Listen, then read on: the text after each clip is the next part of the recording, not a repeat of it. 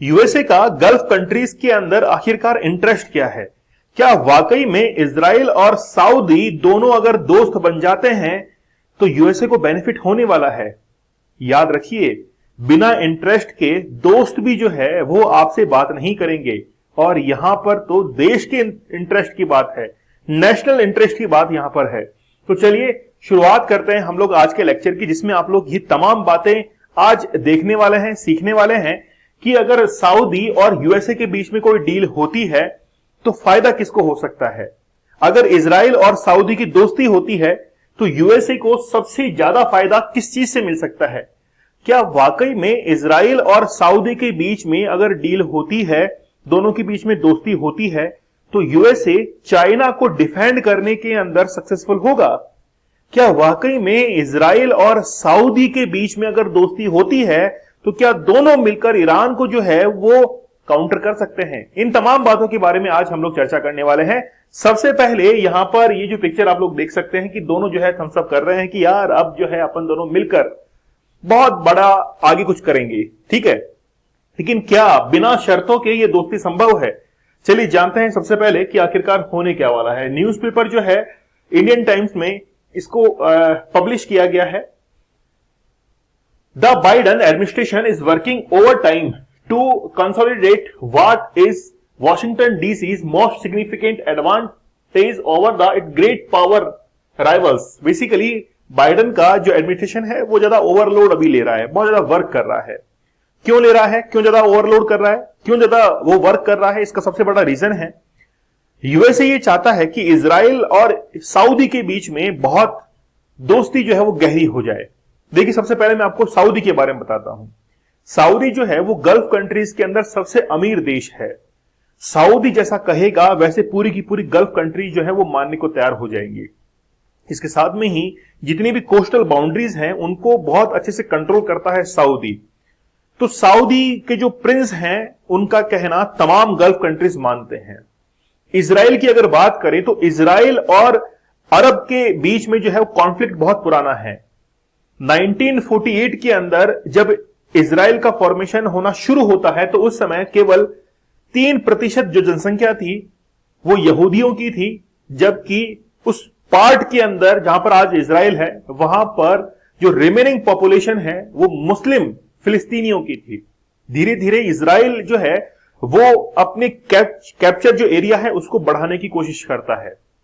1967 के अंदर 6 day war जो है वो लड़ा जाता है between Israel and Arab countries.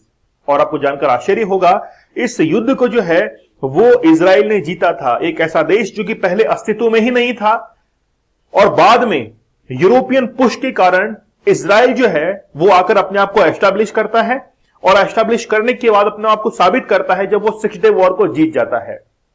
यहां पर अरब जो मुस्लिम कंट्रीज हैं उनके बीच में और इजराइल के बीच में गहरी दुश्मनी जो है वो हो जाती है। खास तौर पर इन दोनों का एक कॉमन एक दुश्मन है, एनिमी है, वो है ईरान।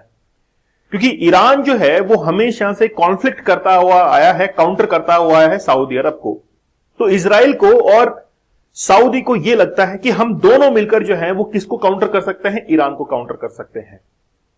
ठीक है, अच्छा, ईरान के पास में न्यूक्लियर जो पावर है वो एस्टैब्लिश है। सऊदी चाहता है कि मैं भी अपने देश के अंदर न्यूक्लियर पावर जो है उसको एस्टैब्लिश कर लूं, लेकिन उसके लिए यूएसए की परमिशन की जरूरत पड़ेगी। अब यहां पर यूएसए जो है उसकी एंट्री होती है। यूएसए ये चाहता है कि इजराइल और ये जो सऊदी है इन दोनों के बीच में दोस्ती हो जाए, जिससे जितना भी कोस्टल एरिया है उसको एक्सेस करने का पावर जो है इनडायरेक्टली यूएसए के पास में पहुंच जाए। सऊदी के ये इंटरेस्ट है कि यूएसए जो है वो उसको परमिशन दे, उसको हेल्प करे न्यूक्लियर पावर प्लांट जो है उनको बनाने के अंदर, न्यूक्लियर एनर्जी को क्रिएट करने के अंदर। और खास तौर पर सऊदी ने यह भी कह दिया है कि आप हमें इस चीज को लेकर सपोर्ट करो, हम आपको एक्सेस दे देंगे अपने कोस्टल एरियाज का।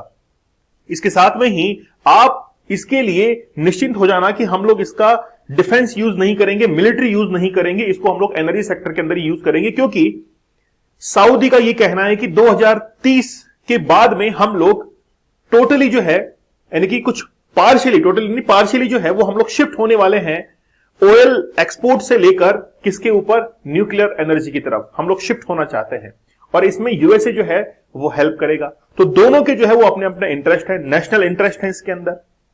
अब हम लोग बात करें इजराइल की। इजराइल इस डील में चाहता क्या है आखिरकार? इजराइल जो है वो अपने प्रभुत्व को, अपने डोमिनेंस को जो है वो बढ़ाना चाहता है, क्योंकि एक ऐसा देश जो कि 1948 के पहले एग्जिस्ट नहीं करता था, 1967 के अंदर एग्जिस्ट करने लगता है, और अब वो चाहता है कि अगर सऊदी अरब ने उसको एज ए कंट्री रिकॉग्नाइज कर दिया तो फिर जितनी भी गल्फ कंट्रीज हैं या मुस्लिम नेशंस हैं वो उसको एज ए कंट्री रिकॉग्नाइज करना शुरू कर देंगे। तो यहां पर ट्राई जंक्शन बनता है इंटरेस्ट का, जिसको हम लोग कहते हैं ट्राई इंटरेस्ट, हम लोग कह सकते हैं। आई थिंक आपको बेस जो है वो थोड़ा सा क्लियर हो चुका होगा। लेकिन ये जो यूएसए है वो बिना इंटरेस्ट के तो किसी से बात भी नहीं करता, वो सऊदी अरब से अब बात करने जा रहा है, लेकिन काउंटर करे, किसको करेगा? चाइना को काउंटर करेगा। और कैसे करेगा, चलिए बात करते हैं यहां पर। ठीक है, हाल ही में G20 की मीटिंग हुई है, और G20 की मीटिंग के बाद में अब जो है यूएसए बात करना शुरू कर चुका है सऊदी के साथ में। यहां पर देखिए कि इनके जो फॉरेन मिनिस्टर हैं, है ना, इजराइल के, वो यूएसए के अंदर जाते हैं, फिर यूएसए से एक पूरा का पूरा कॉम्बैट जो है वो पहुंचता है कहां पर, सऊदी के अंदर बातचीत करने के लिए। मतलब एक तरीके से मीडिएटर के तौर पर काम कर रहा है यूएसए, ठीक है, between Israel and Saudi. Saudi Arab जो है वो बहुत बड़ा नेशन है, गल्फ जितनी भी कंट्रीज हैं उनका राजा है, सबसे अमीर देश है। इजराइल जो आप लोग यहां पर देख सकते हैं काफी छोटी कंट्री है, लेकिन फिर भी इसका जो अस्तित्व है आज बहुत इंपॉर्टेंस रखता है, क्योंकि इजराइल की जो इंटेलिजेंस एजेंसी है मोसाद, उस पर इजराइल ने यह कहा, बेंजामिन नेतन्याहू ने, कि हम जो है मोसाद की इंटेलिजेंस को आपको प्रोवाइड करवाएंगे ताकि आप काउंटर कर सको किसको, ईरान को। ठीक है, अब ये ईरान जो है वो दोनों के लिए एक कॉमन एनिमी है। ठीक है, अब देखिए दोनों का इंटरेस्ट जो है वो ईरान को लेकर है। अब यहां पर आप लोग इस मैप में देखेंगे, इस मैप में ध्यान से देखिए, यह है इजराइल, इजराइल में यह है गाजा। ठीक है, गाजा है, वेस्ट बैंक है, दोनों जगह जो है वो फिलिस्तीन की है ये वाली। ठीक है, अब सऊदी ये चाहता है, सऊदी अरब, कि ये जो फिलिस्तीन है इसको एक से अलग से कोई कंट्री जो है वो रिकॉग्नाइज कर दिया जाए, लेकिन इजराइल यही नहीं चाहता है। इजराइल चाहता है कि यार बड़ा मुश्किल से तो हमने यहां पर जो है कैप्चर यहां पर किया है, हम लोग जो है वो इसको छोड़ नहीं सकते हैं, लेकिन सऊदी चाहता है कि फिलिस्तीन जो है इसको अलग से एक कंट्री जो है वो रिकॉग्नाइज कर दिया जाए। फिलिस्तीन पहले पूरा का पूरा यहां पे डोमिनेट करता था और इजराइल के यहूदी केवल 3% के आसपास थे, लेकिन आज इजराइल पूरा का पूरा है और फिलिस्तीन केवल इस जगह पर और यहां पर रह गए वेस्ट बैंक के अंदर। वेस्ट बैंक के अंदर भी जो है वो छिटपुट यहां पर कुछ होता रहता है। खास बात है कि सऊदी अरब यहां पर है, यहां पर जो है इजराइल है, बीच में जॉर्डन आता है। अगर मान लीजिए कि दोनों के बीच में समझौता नहीं होता है और कल को युद्ध भी हो जाता है, तो जॉर्डन जो है वो इनकी युद्ध स्थली बनेगा, दोनों के बीच में कॉन्फ्लिक्ट होगा। मैं लास्ट में आपको समझाऊंगा कि अगर दोनों के बीच में कॉन्फ्लिक्ट होता है तो फिर जीतेगा कौन, ये हम लोग लास्ट में बात करेंगे।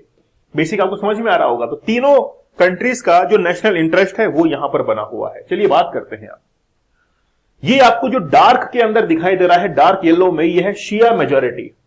ठीक है, ये जो आपको येलो में दिखाई दे रहा है, ये जो आपको येलो में दिखाई दे रहा है, ये बेसिकली सुन्नी मेजॉरिटी कंट्रीज हैं। ठीक है, अब यहां पर बेचारा अलग से इजराइल जो है वो यहां पे अलग थलग है, मतलब ना तो वहां पे शिया है ना सुन्नी है, यहूदीज वहां पर रह रहे हैं और वो अकेला जो है इन तमाम देशों के बीच में है, लेकिन फिर भी आज बादशाहत उसके पास में है गल्फ कंट्रीज की। हाँ खैर, सऊदी अरब जो है वो बादशाहत रखता है, लेकिन यहां पर देखिए क्या गजब का उसने जो है वो अपने आप को डोमिनेट कर रखा है। ठीक है, अच्छा देखिए, अब सबसे पहले हम लोग बात करना चाहेंगे कि यूएसए का इंटरेस्ट क्या है, क्योंकि वही हमारा आज का टॉपिक है। यूएसए जो है वो बेसिकली कंट्रोल करना चाहता है वाटरवेज को, जो कि अराउंड है अरेबियन पेनिनसुला के स्ट्रेट ऑफ हार्मुज। यहां पर आप लोग देखिए, यह है straight of Hormuz. Straight of Hormuz जो है वो पर्शियन गल्फ और इसके साथ में ही यहां पर अरेबियन सी के बीच में है। दूसरा बाब अल मंदेब देखिए यहां पर, जो कि रेड सी और गल्फ ऑफ अदन के बीच में है। तीसरा स्वेज कैनाल, जो कि मेडिटेरियन सी और रेड सी को आपस में कनेक्ट करती है। तो अगर उसको सऊदी अरब के साथ में बहुत अच्छे रिलेशन मेंटेन अगर हो जाते हैं तो उसको एक्सेस मिल जाएगा इन ये जितने भी वाटर स्ट्रेट हैं इनका। अब वो ऐसा करना क्यों चाहता है, सबसे पहले हम लोग बेसिक इसका देख लेते हैं। ये सबसे पहले हॉर्मुज वाटर स्ट्रेट के बारे में हम लोग देखते हैं। हॉर्मुज जो वाटर स्ट्रेट है, अगर इसका एक्सेस इसका कंट्रोल इनडायरेक्टली यूएसए को मिलता है। तो जो चाइना यहां से एनुअल इंपोर्ट करता है ऑयल का 45%, वो कहीं ना कम हो जाएगा और इससे चाइना की जो इकोनॉमी है, जीडीपी है, वो कहीं ना कहीं डाउनफॉल की तरफ आएगी। और वही कौन चाहता है? यूएसए चाहता है। तो the strait of Hormuz which link the Persian Gulf to the Arabian sea and more widely Indian Ocean is arguably the most important maritime choke point in the world। Maritime chalk point अगर इसको बंद कर दिया जाए तो यहां से बहुत ज्यादा इकोनॉमी के ऊपर जो है इंपैक्ट पड़ सकता है। तो ये चॉक पॉइंट जो है, इसके बारे में मैं लास्ट में बात करूंगा। केवल यही नहीं है, हम लोग स्वेज कैनाल के बारे में भी बात करें तो स्वेज कैनाल आप लोग यहां पर देख सकते हैं, जो कि मेडिटेरियन सी और रेड सी को आपस में कनेक्ट करती है। इसमें अगर बात करें तो approximately 12% of global trade passes through it annually and China it's biggest user. सबसे ज्यादा यूज करता है कौन? चाइना इसको। तो चाइना अगर सबसे ज्यादा यूज करता है तो Chinese ships account for 10% of those passing through the canal. तो अगर चाइना को काउंटर करना है इन फ्यूचर यूएसए को, तो फिर यहां पर इसका एक्सेस जबरदस्त होना चाहिए, कंट्रोल होना चाहिए, ताकि ड्यूटीज चाइना के लिए बढ़ा दी जाए। आगे आने वाले टाइम में चाइना का जो यहां से इंपोर्ट हो रहा है उसको कम कर दिया जाए, यहां पर कंट्रोलिंग। क्योंकि कल को अगर वॉर होता है तो पूरी तरीके से चॉक कर सकता है यहां पर कौन? सऊदी और इनडायरेक्टली यूएसए। फिर हम लोग बात करें बाब अल मंदेब वाटर स्ट्रेट के बारे में, जो कि यहां पर है, रेड सी और इसको कनेक्ट करती है। मतलब स्वेज कैनाल का अगर एक्सेस चाहिए तो आपको यहीं से जो है वो जाना पड़ेगा, ठीक है। तो ये एंट्रेंस है किसके लिए? स्वेज कैनाल के लिए। It is no accident that the only overseas Chinese military base in the Djibouti. तो जिबूती के अंदर जो इनके मिलिट्री बेस है, अगर उसको एक्सेस करना चाहता है चाइना तो उसको बाब अल मंदेब जो वाटर स्ट्रेट है इस पे कंट्रोलिंग। अगर मान लीजिए यूएसए ने इसको चॉक कर दिया, बंद कर दिया, तो फिर ये अपने मिलिट्री जो बेसिस हैं उनको एक्सेस नहीं कर पाएगा, उनको स्टार्ट नहीं कर पाएगा। तो कल को अगर वॉर स्टार्ट होता है तो चाइना के जितने भी मिलिट्री बेस हैं अलग अलग कंट्री में, उनको क्या कर देगा? वो शुरू कर देगा। लेकिन जब उसको एक्सेस नहीं मिल पाएगा, उनको चॉक कर दिया जाएगा, तो फायदा किसका होने वाला है? यूएसए का होने वाला है, ठीक है। और बिलियंस ऑफ डॉलर जो है वो यहां से क्या होता है? बेसिकली इंपोर्ट करता है। यहां पर देखिए ये कुछ चॉक पॉइंट है, सबसे ज्यादा चॉक पॉइंट आप लोग को यहीं पे देखने के मिलेंगे। देखिए यहां पर ये बेसिकली क्या है? ये चॉक पॉइंट है, जैसे स्वेज कैनाल है, बाब अल मंदेब है, हार्मुज वाटर स्ट्रेट सबसे बड़ा।